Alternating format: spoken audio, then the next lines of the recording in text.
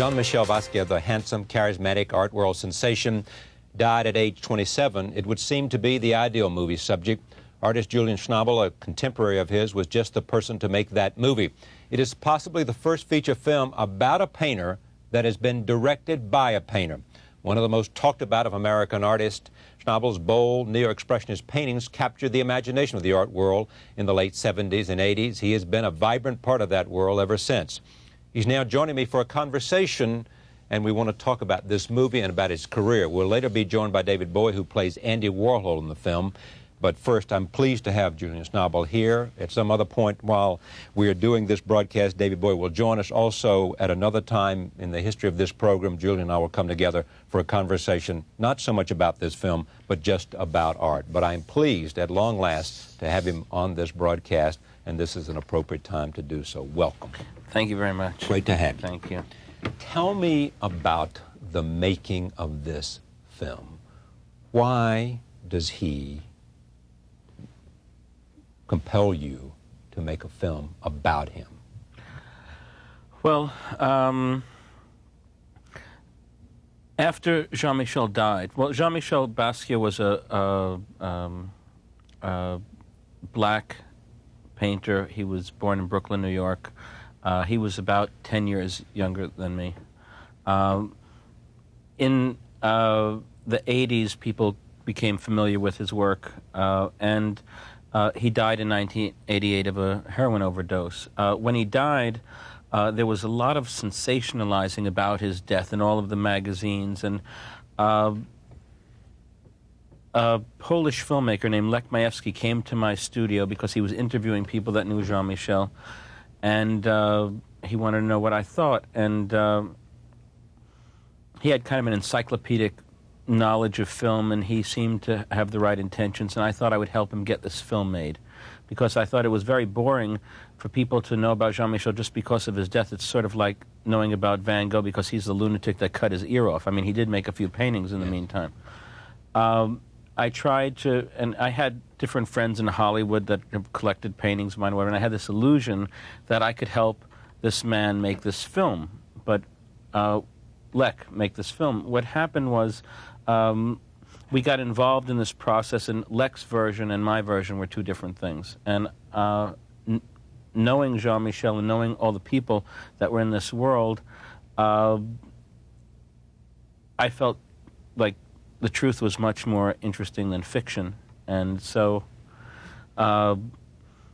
after about, I don't know how many years of trying to get this film made for Lech, I thought, well, now people are going to be interested in what I have to say about it. And the fact is that nobody was interested in doing this. And it took about 6 years and 32 days to get this together, 32 days to shoot it. And in fact, my friend Peter Brandt and his cousin Joe Allen put in 2/3 of the money, and I got the other money together. Reasonably modest for films, about $3 or $4 million? It was $3.3 million. And made the film ourselves after the fact. In much the same way that a painting is done, we sold the movie to Miramax, and they're distributing the film now. Now, I had shown the script to Harvey Weinstein early on, but he wasn't interested in it. After seeing the film, he said that the scales fell away from his eyes, and he didn't see it on the page, but he certainly saw it that day, and I was very flattered and pleased that he was able to change his mind. As a matter of fact, Labor Day weekend last year, 5 different distributors came to my house out in Montauk where I was editing the film, and all of them wanted to distribute the film. Is it a different film because, as I took note of in the introduction, a painter is making a film about a painter? Well, I don't think that people really know. First of all, I'd like to say that I don't think you have to know who Andy Warhol was, Julian Schnabel, or Jean-Michel to enjoy this film or to watch the movie. But the fact is that it's a little bit difficult to make a movie about, and know the people personally if they've been dead for a couple of hundred years. And the fact is that knowing Jean-Michel, knowing Andy, knowing, and many of the people who are portrayed in the film are still alive, people like René Ricard, the poet, and Mary Boone, and Nina Nozay, and these are art dealers. And the fact is that the Warhol Museum gave me Andy Warhol's wig, and his clothes for David to wear.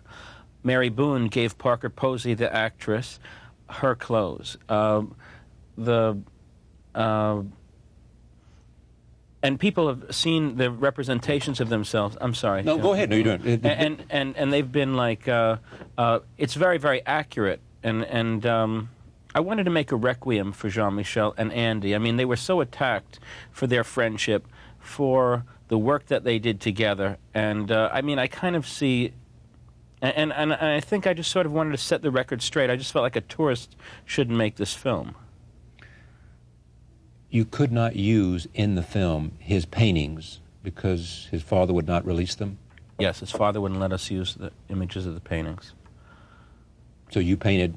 So I and my assistant, Greg Bogan, and some scenic painters, we painted paintings in the style of Jean-Michel. I did the best I could with what I had. I hope that they're true to his spirit, and maybe if somebody sees the film, they would be curious enough to go to a museum or wherever where they could see one in real life, because and maybe it's sort of a educational film in that sense, or some kind of a public service film. You collected, we'll talk more about him in just a second, an extraordinary group of actors. Gary Oldman's here. David Bowie's in this film. Christopher Walken's in this film. Dennis Hopper's in this film. Who else? Willem Dafoe. Willem Dafoe, certainly. Benicio del Toro. And they did it because of you and a friendship with you, or because of an admiration for the artist, or Michael some combination? Well, first of all, there would be no movie without these people. I mean, these people worked for scale. They believed they cared about Jean-Michel's work. They believed in my work, and they gave me their time. I mean, they showed me that they believed it because they showed up.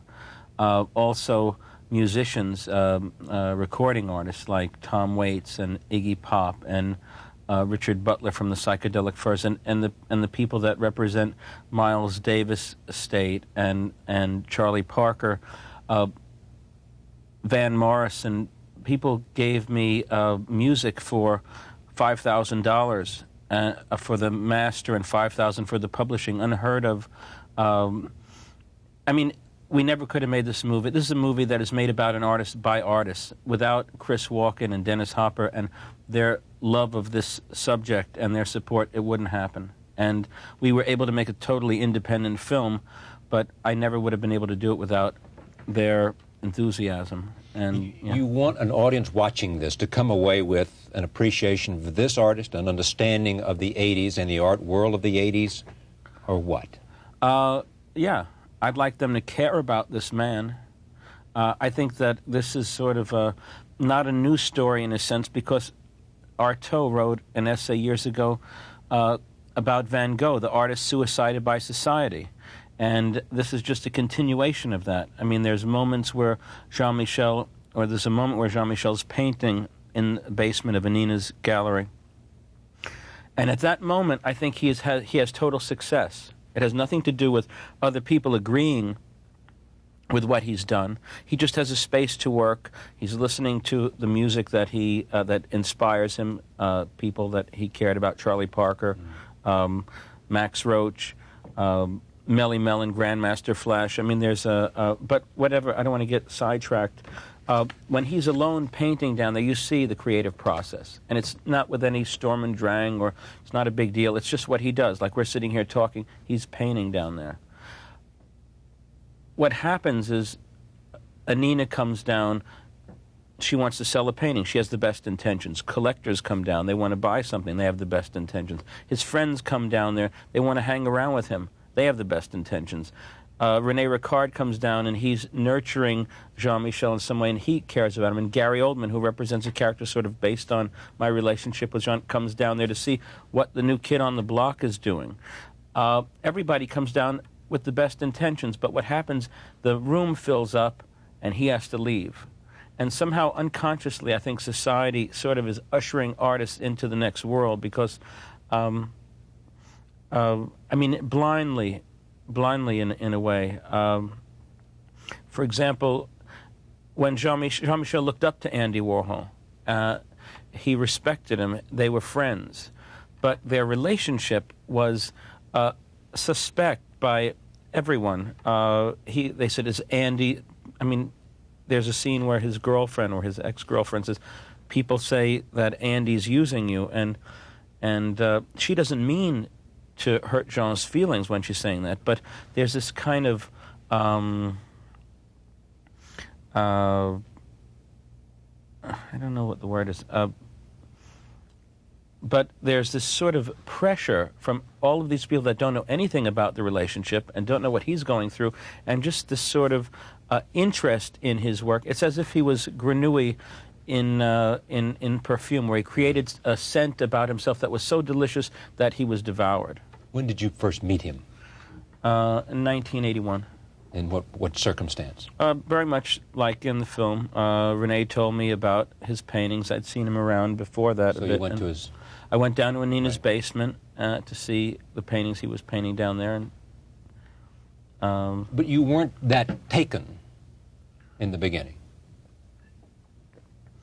I mean, it was obvious right away that he was talented. Talented is one thing. Yeah, and I mean, I think that he had something that he was doing. But, you know, it's always this kind of... he was busy working on his stuff. I was busy working on my things. And, you know, I don't know how available we can be at the right moment. And maybe... I think he deserved a lot of respect, and maybe he was demanding it in a way, and maybe I couldn't give him that until he was dead in some way, and maybe I had to go through this in order to give him the due that I think that he deserved. Maybe, yeah. Is part of this film about that idea, that somehow you want to give something that you didn't give during his lifetime? Well, I don't know if it's just about me doing that, like it's about being guilty for something. I think it has more to do with, you know, some people are not going to get to be 57 or 80. They're 20 years old. They're going to do whatever they're going to do at that time, and they're in the present, and I think we have to be in the present. And so if by seeing this film somebody could sort of treat a young artist differently, or think about things, or somebody that is a young artist or that's doing something could sort of not think that they have to kind of become something else, and they could just be in the present, then maybe it's part of its function. What did he think of you, and how did he view you? A preeminent artist of the 80s. I think that we had a very healthy relationship. I think that he came and he looked at my paintings a lot of the time. I used to go to his studio, and I mean, he gave me a beautiful drawing one day. I was painting on something, and he was at my studio. We'd been shopping or whatever, and there's actually a caviar scene that takes place between Andy and Jean-Michel, but I was actually the guy who was with him buying the caviar. Right. And we went back to the house, and it was 1985, I guess. I was working on a painting called The Walk Home, and he made this beautiful drawing, and he gave it to me. And I had to go do something else, and when I came back, I said to my daughter, "Where's Jean?" And she said, "Well, he left." And I opened the door, and he was peeing in the hallway.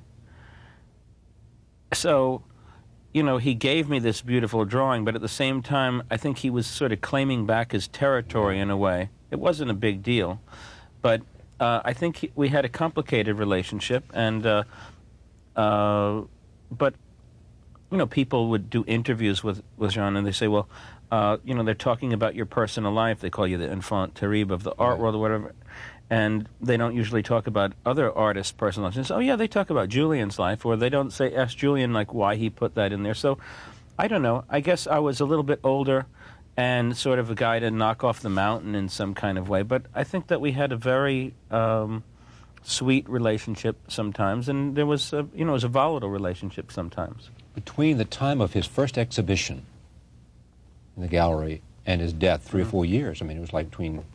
Well, actually, he started showing when he was about 20. Yeah. So there was 8 years, really, of him, like, growing up in public. How long? In public. So he started showing, and he became well known because of Andy for how long? No. He was well known before Andy got involved with him. He admired Andy, and he tried to get Andy's attention early on, but it wasn't until he had a show already and he was involved with Bruno Bischofberger that he re-met Andy. Take a look at this. Here is a clip. It's self-explanatory. As Gary playing the character that's essentially based on you. The piece in the New York Times by Roberta Smith over the weekend. Some criticism about rearranging and not being literal. Tell me what liberty you felt. I mean, I think we're talking about, first of all, Roberta Smith is not a film critic. She's an art critic. And we're talking about making a film. It's not a documentary. I think she also pointed out that there was an Andy Warhol painting in the film that Andy Warhol never made of me that was used, and which is absolutely incorrect because it is an Andy Warhol painting. And I think she was nitpicking, and she must be a very unhappy woman. I don't know what her problem is. She was complaining that that Kenny Scharf wasn't mentioned, or some of the other artists that were around at that time, when there were plenty of other artists in the film that are. I don't know. We should ask her if she ever wrote an article about Kenny Scharf, if she's so interested in his work now. But whenever somebody makes and there was one question like, was it really Bruno who told Jean-Michel that Andy was dead? Now, if I had a character that nobody has ever seen before driving the car and say Andy's dead, it would be a hell of a lot less dramatic than if some character that's been in the movie that we're familiar with says it. So I think it's just the syntax of filmmaking that maybe she has a problem with. She could say that it wasn't raining that day or it was in February rather than in the summer also. How do you feel, having made this film, do you have a new passion for filmmaking? No. I've always had a passion for filmmaking. I've been a fan. I mean, all of these actors and these people that have been in the film, I've been sitting in the dark like everybody else watching them on the screen. Movies have had a huge impact on my life. Films like Acatoni by Pasolini and 400 Blows by Truffaut, lots of films. But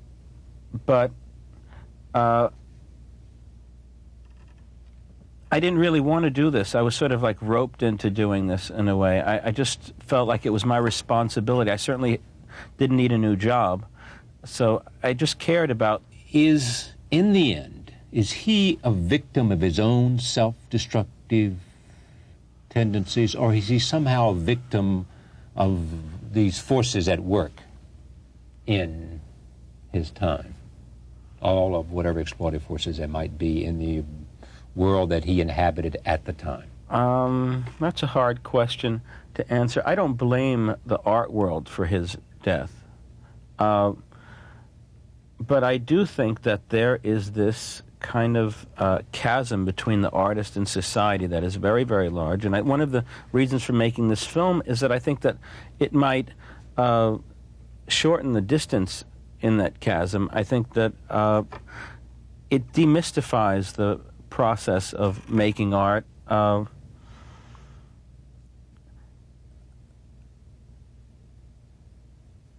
It's very hard to say, why he's not here today. I could think of a lot of different reasons, and I don't know if it's... I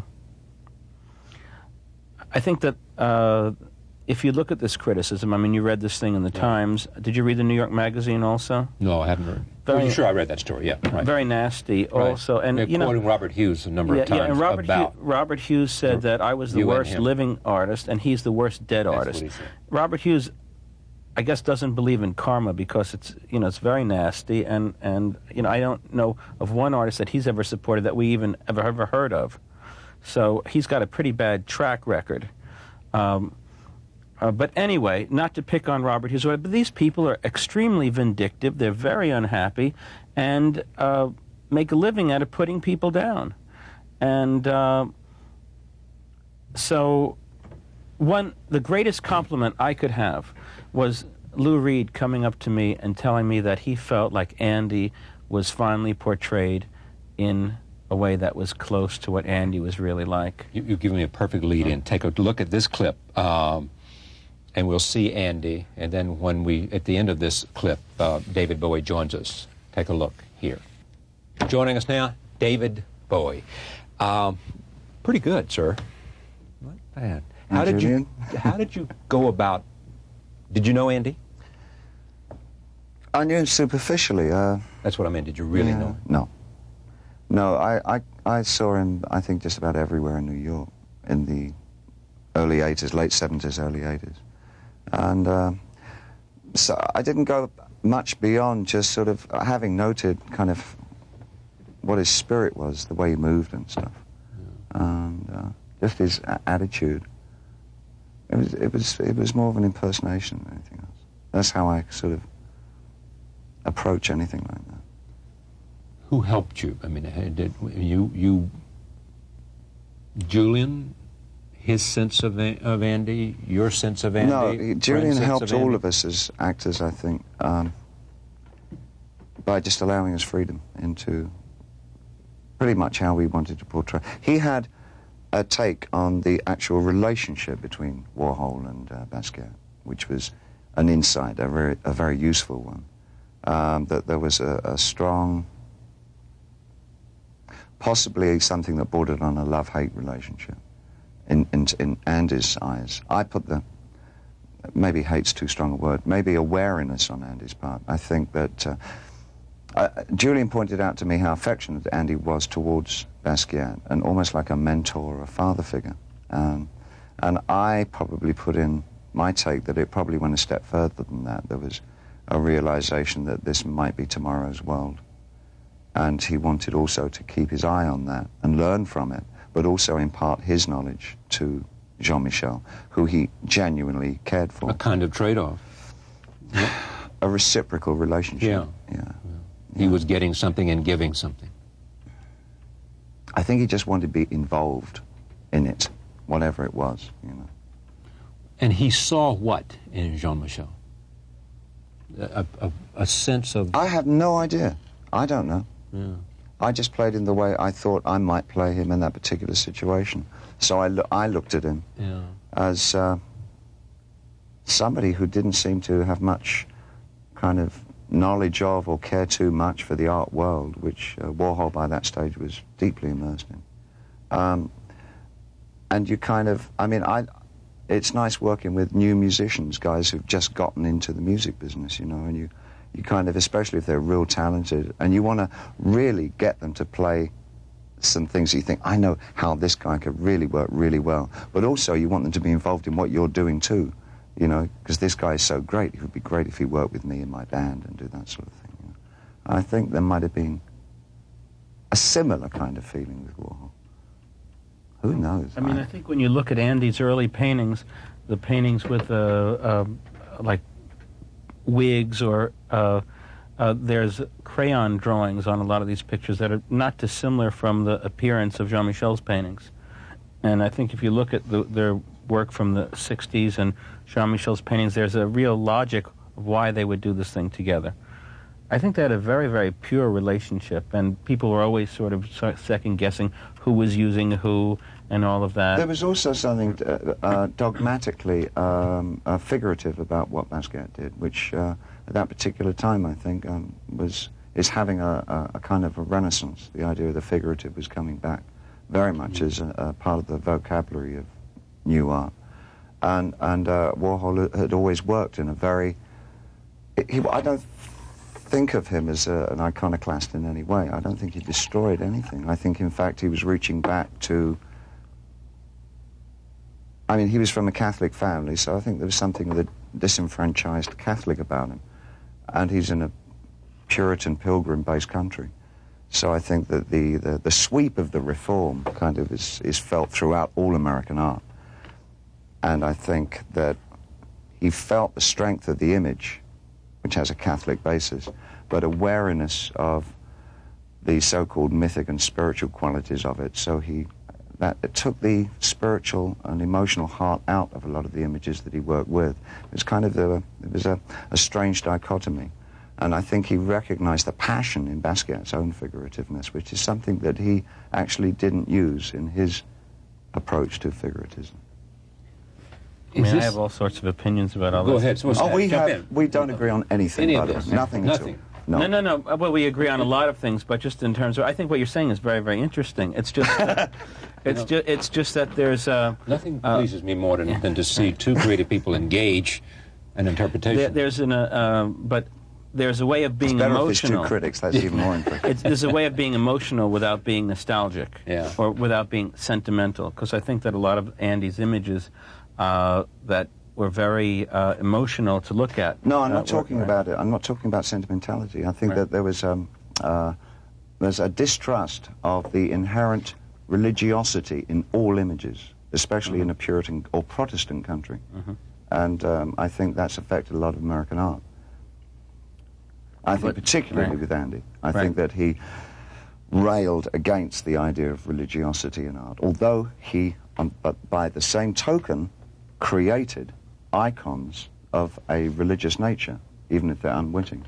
They are the new religion of image and consumer imagism.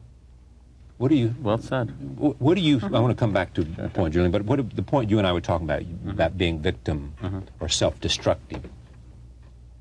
Jean-Michel. Well, I don't buy it. I just want to say one thing about that.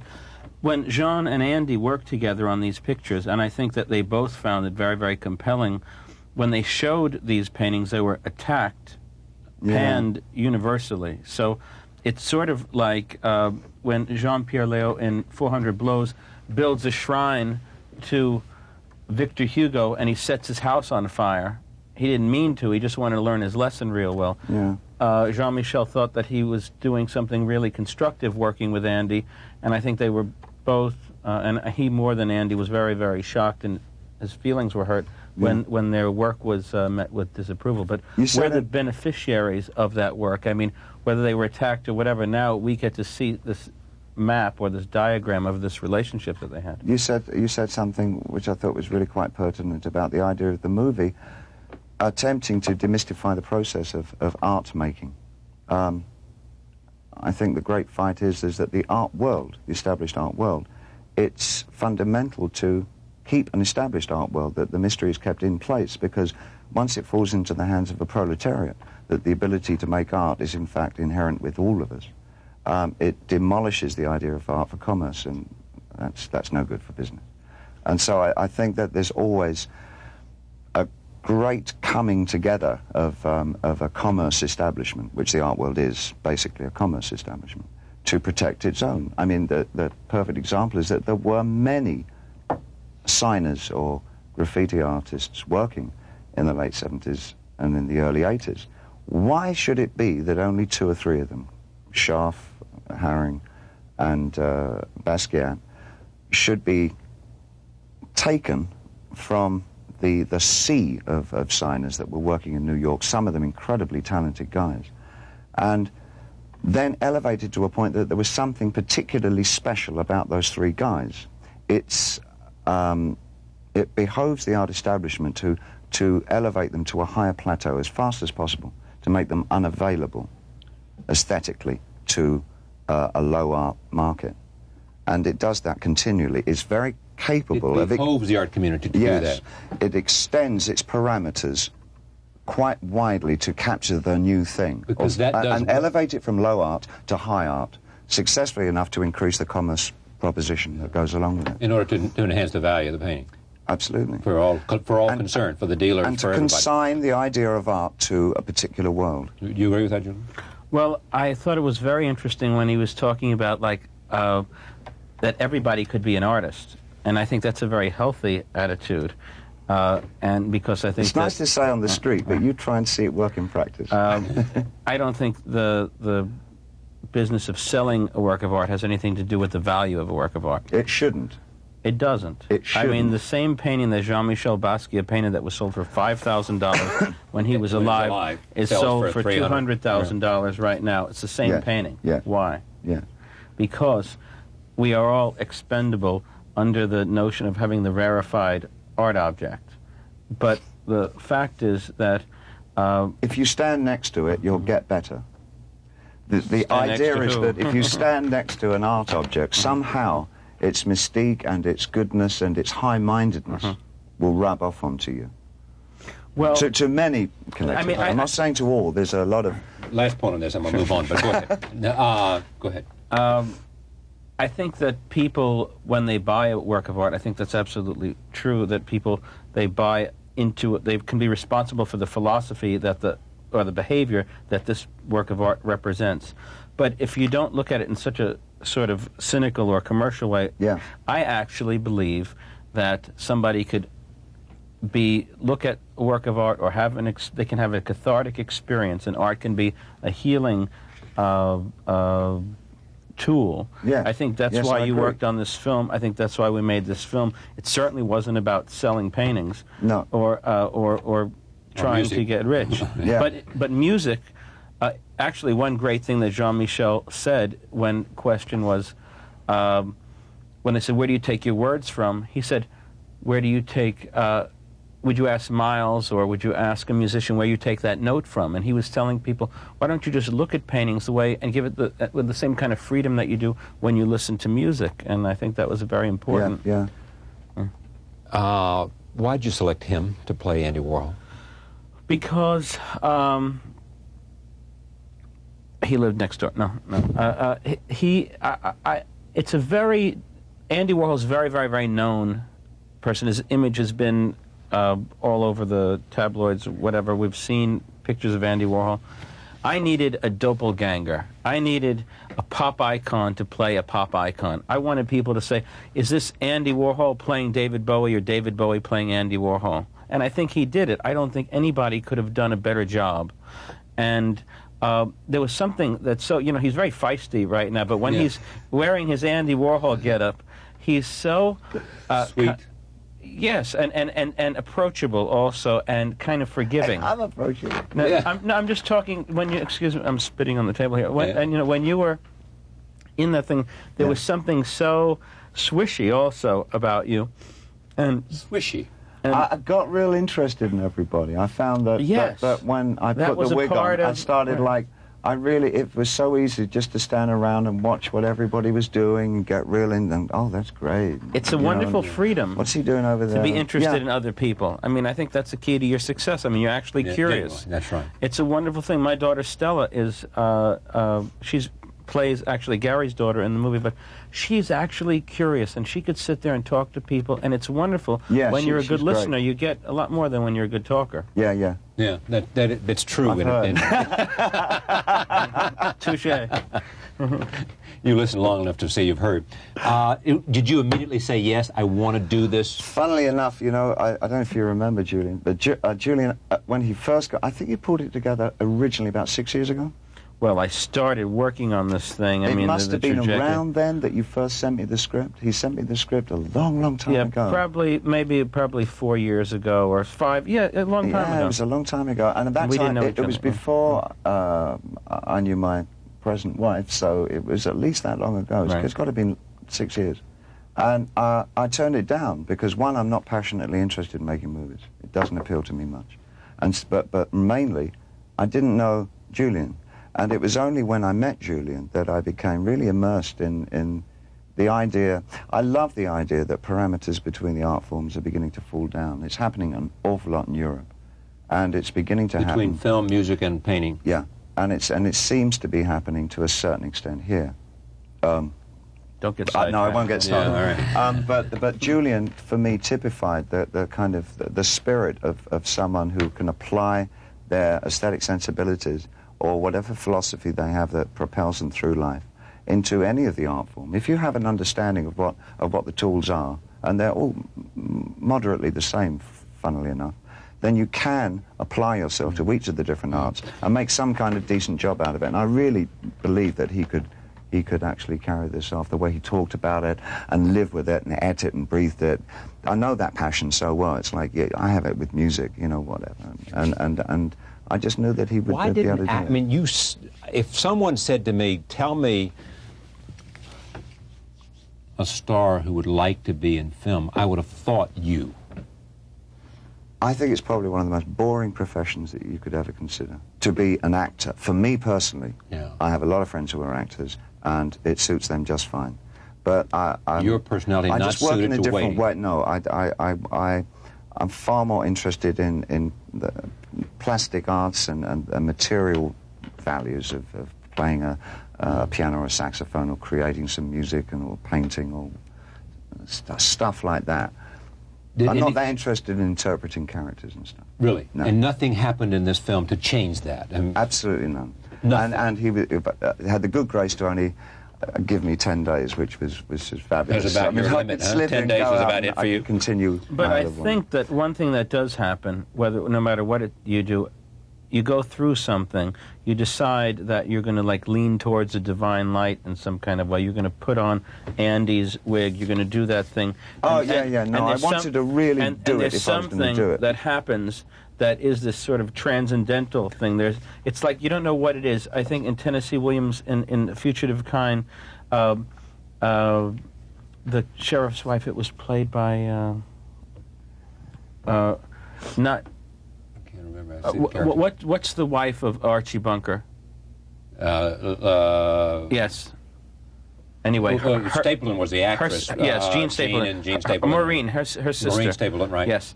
She played this, and she was painting, and she made this painting, and she was married to the sheriff in this horrible town. And she said, I don't know, after I get done doing that, I feel elevated. Now, after you got done doing that thing, you weren't painting and you weren't singing, but there was this thing that you go through, that we went through, and you know that you capture something that you had no idea about before. You lean towards this thing. You put your faith in other people, and you do this thing together. And when you walk out of it, you know that something happened, that you were altered in some way. Is Jean-Michel an interesting character to you? Yes, I'm passionately fond of his work. You are? Yeah, I have a number of his paintings. And you bought them when? In the early 80s? I've been buying art since '68. I've been collecting all my life. It's one of my major obsessions. And obsessions about whom? Who do you collect? Mainly the British. But I've got a couple of American painters. You have anything of Julian's? Actually, I do have one that he doesn't even know about. I've never told him this. No, I actually have. Well, let's hear. Which one? It's just a small drawing. Where did it come? Came from London. I bought quite some time ago. You didn't know this? No. No. Now, do you have anything of Jean-Michel's? Yes. How many? 6. 6. When did you buy them? Or when were they given to you? Different times. I mean, one drawing that he gave me is from 1985. While you were there in your studio. Right, and then there's some other ones that actually I bought out of the show that Robert Miller had that Michael Kimmelman said was so terrible. And I have this big painting that Andy and Jean-Michel painted together also. That's about... Did Kimmelman hate that show? Yeah. That's really funny. He loved Damien Hirst. I wonder how he has that. Well, you know, I wouldn't even think about what he thinks. But, this, you know, the painting with the mobile gas painting. Oh, yeah. Well, you know what's interesting about you, Julian, is that I read all the stuff about you, most of the stuff about you, about the movie. I know about David, know about your art. You, without fear or trepidation, mention what critics have said about you and about the film, without trepidation, for example, what Robert Hughes said. Because you don't care, because you don't value what they say, because... I mean, I'm not scared. What can he has no effect on my life at all. I mean, if he did, I would be broke, penniless, and have brain cancer and be in, you know, like Bangladesh or something like that right now. I think the great thing about art, generally includes music or anything, is that the direction of art is always dictated by the artists. If anybody had told many critics in the 50s and 60s that, in fact, not Picasso wasn't going to be the only great god of the 20th century, but Duchamp was actually going to be the god at the end of the 20th century, I think they would have, and probably did, balk and push and struggle that it wouldn't be Duchamp, you know. But the artists made up their mind that they were going to be incredibly influenced by him, and they worked, a lot of them, in that manner. And it produced the Bruce Naumans and, you know, the Rebecca Horns and whatever. And in music it happens the same way. However much critics write, the other musicians decide who they're going to be influenced by, and the history and the story of the music will come through the artists all the time. Absolutely. It's like a note passed from one person to the next. I mean, you can't lie to young people that have no, like, cliques of power that they need to support. Either they're going to find your work useful, and they're going to take it somewhere and do something with it, or it will be meaningless to them. It doesn't matter how many fancy friends you have, or how many people are buddies of this one, or whatever.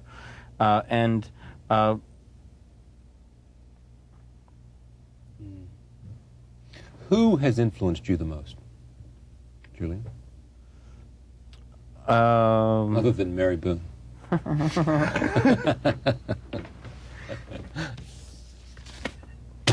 I'm influenced by everything. Oh, of course you are. But I mean, whose? Like, come on. whose art do I love? Yeah. Whose art do I love? Well, that's a Picabia? I love Picasso's paintings, and You love the portraiture. I love many of his paintings. Yeah. I like the late paintings very, very much. Now, you didn't ever say, did you? I mean, did you say and mean Go on. the famous comparison between you and Picasso? What is it? What was Well, I somewhere I supposed to read say? that you had said that you were going to rank, or you associated yourself with No, Picasso. that was me. I think that, you know, people have said that I've said all sorts of stuff that, I mean, listen, I'm guilty of, and I will admit to being guilty for most things, but I'd like to be at least guilty for my own crimes. Yeah. For example, in this article, somebody said, "How do you feel about this man?" I don't remember his Right. name. You know, feel about your what do you think your place is? Right. And I said, well, "Why don't you tell me what you think? Why do I have to say what I think?" So, at another point, I said, "Well, I wouldn't trade places with anybody. I mean, would you like to be somebody else? Do you want No. to trade places with somebody? I mean, would you, Charlie? Would you No. like to be somebody else? No. Is there No one who does is what there I- some hubris connected with Yeah, that? yeah, Like no. that you're happy to be yourself? Exactly. Or would you rather be Tom Snyder? Well, no. Okay, I mean, it doesn't Doesn't mean I don't like Tom Snyder, Right, but- exactly. You know, and it's just Or- it's like, you know, people would like me to be able to do all this stuff, have one arm tied behind my back, and not touch the floor while I'm doing it, and sort of disappear while it's getting made. Yeah. But are we going to see, this is the point you were making about Europe, where you're seeing these walls break down between music, between, you know. We're seeing, I mean, you're not the first painter to want to make films. I don't want to stop painting either. Yeah. But, you know, another thing that happened in the 80s that was a great thing is that a lot of the boundaries broke down between all of these different countries. There were these exhibitions like Metropolis, Yeah, Zeitgeist, but and there was not just an American art. I agree with you there, but I think the real telling time was when the wall came down, just in 1990 there. A major change swept through Europe. And there was a new feeling. It was a friendly, gleeful kind of iconoclasm that happened. But it's sweeping away. It started earlier than that. With It started earlier, and that started with people in Europe, with people like Gilbert and George and that crowd. But I mean, it going from one medium to the other. But I'm just talking about like Francesco Clemente and all of the Italian artists, and there were German artists, and before there was a great American chauvinism, and like we have in the museum. But that's not quite true. I mean, how can you say that? I mean, I don't. There is. We're going to get into this argument. Yeah, I hope so. There is no country which has an indigenous population that created its art form. I mean, most of British art, our best British art, comes from Europe. Hans Holbein, Van Dyck, to start with, and going a history through there, even to right now people like Lucian Freud and Kossoff, Frank Auerbach from that school. And there's now the Czechoslovakians, the Chapman brothers. But what are you What saying? I'm saying is that in America, I mean, you say that Clementi and these guys came over in the 80s, but there had already been Duchamp, there had already been... No, but what I'm... let me be more specific. What I'm talking about is when you have a museum like the Whitney Museum of American Art, and you have an exhibition, a Biennale, and you're not going to have Italian painters, and you're not going to have German painters, and that's what I'm talking about, in 1980 or whatever, 1990, and you're not going to have English painters because they're not from the United States. There's a form of chauvinism. And what I'm saying is that these people, and of course, I mean, Bill de Kooning came from Holland, and Europeans have always come over here and got rid of their baggage and been great Americans. But I'm talking about the even further breaking down, even the splintering of the parameters between the art forms themselves. which is... Sure, well, that's a whole other... Yeah, but that's very much the feeling at the moment. That is the zeitgeist at the time.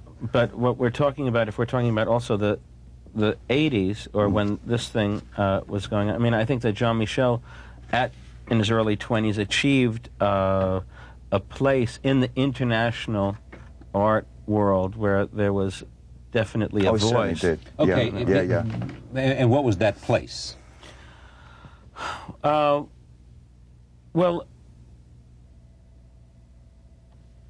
he was like a cipher in a way. He would take everything from the Bible, auto mechanics catalogs, obscure Byzantine neighborhoods, lists of Afrocentric and Western. Yes, and well. I'm going to steal one of your cigarettes. Sure, go ahead. We got 3 more minutes here. Go ahead. Right.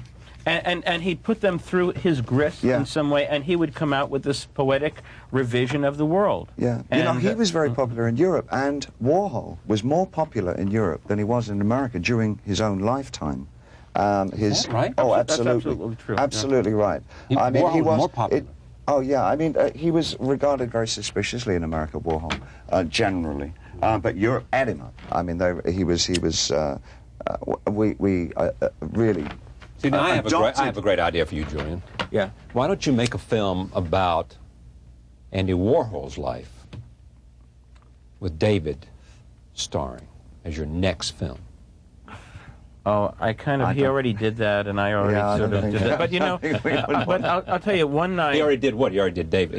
He already did that, but, you know, one night I was standing in front of McDonald's on University Place, and Jean-Michel and Andy were working together. And they didn't usually work in that part of the studio. But I was just standing there in the dark looking up at the studio on 17th Street, and I saw Jean walk towards the wall, and Andy, we have to roll. No, go ahead. Okay. And they were, and I just saw them, and it was silent, you know, and you just saw these two people, and, I mean, they could not look more dissimilar, but they were somehow twins. Yeah. And they were doing this thing, and I thought, God, I'd like to kind of tell the story of this relationship, because I think Andy is one of the most misunderstood people since Hitler. I mean... Hitler was misunderstood? Well, maybe he wasn't. Maybe I'm... But Andy was how? In what way? Hitler no, into I don't this, either. But how was Andy misunderstood? Well, I mean, there's a lot of people that think that Hitler was a good guy. I mean, I would say they misunderstood him. Yeah, they're... As misunderstood as Julian Schnabel. All right, no, let's stay with Andy, though. How was Andy misunderstood? He was seen as a vampire. He was seen as somebody that took advantage of other people.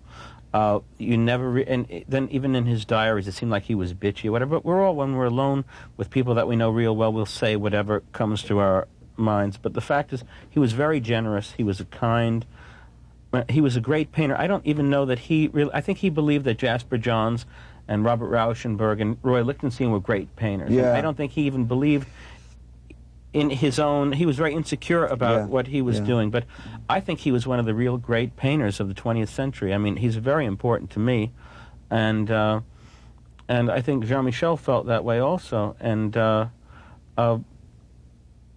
when Lou Reed said to me, you know, that you really showed him the way he was, and that made me feel like finally this person was represented in a way that was accurate, that meant more to me than any criticism that I could receive for the film or any good review or whatever. It was something that I wanted to make a requiem for Andy. When Jean-Michel was sitting there looking at that television set, which you'll see in the film whenever you see it, I blended images that Jonas Mekas had taken of Andy with David, and there was this...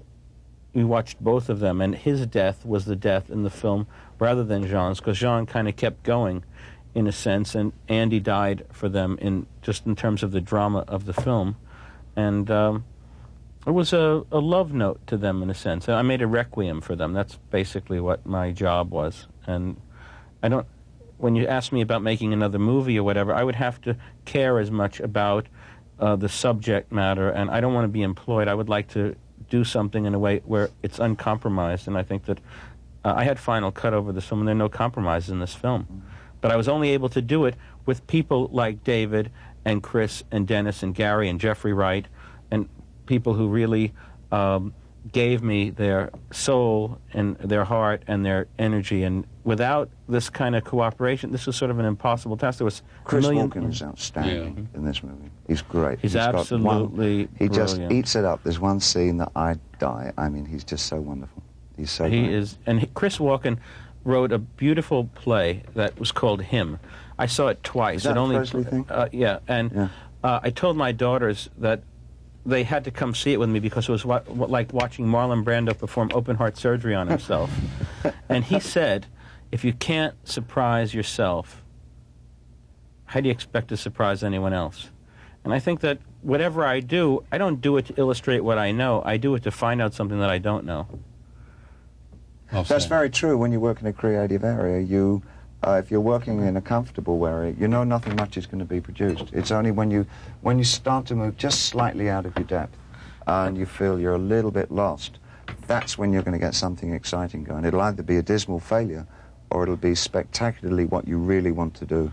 And, you know, Bill Gaddis wrote in the Recognitions in 1953, most paintings, the instant you see them, they become familiar, and then it's too late.